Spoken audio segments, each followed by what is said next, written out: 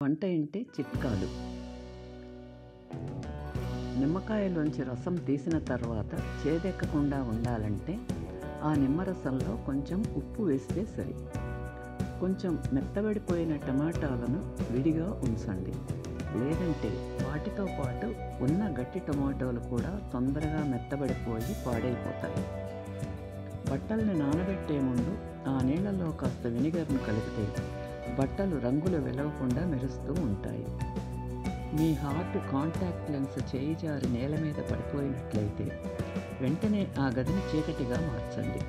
Torch light వేసి చూస్తే నేల మీద ఎక్కడున్నా మెరుస్తూ కాంటాక్ట్ లెన్స్లు దర్శనమిస్తాయి.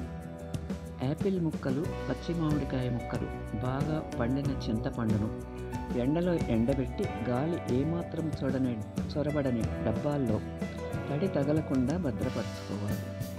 వెజిటబుల్ గ్రేవీ తయారు చేసేటప్పుడు వీటిని వెంటనే తీసి వాడుకోవచ్చు. వీటి వల్ల గ్రేవీకి అదనపు రుచి చేకూరుతుంది.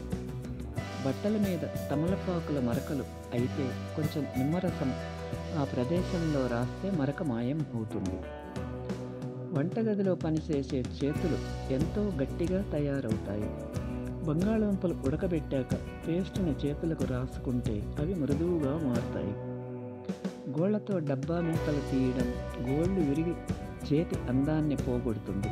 వీటి కోసం అందుబాటులో చెంచాలు లాంటివి అందుబాటులో ఉంచుకోవాలి. నెయ్యి ఎక్కువ కాలం పాటు తాజాగా ఉండాలంటే నెయ్యి ఉంచిన గిన్నెలో ఒక చిన్న బెల్లం ముక్క ఉంచండి. కొన్ని గోరింటాకు చెట్ల ఆకు ఎర్రగా పండదు. అలాంటప్పుడు అందులో స్వల్పంగా కిరసనాయిలు కలిపి రుబ్బి పెట్టుకుంటే ఎర్రగా పండుతుంది. తాళం కొన్నప్పుడు 2 తాళం చెవులు ఇస్తారు.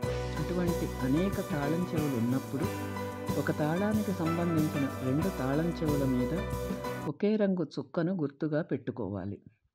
ఈ వీడియో మీకు నచ్చితే లైక్ చేసి, షేర్ చేసి, సబ్స్క్రైబ్ చేయండి.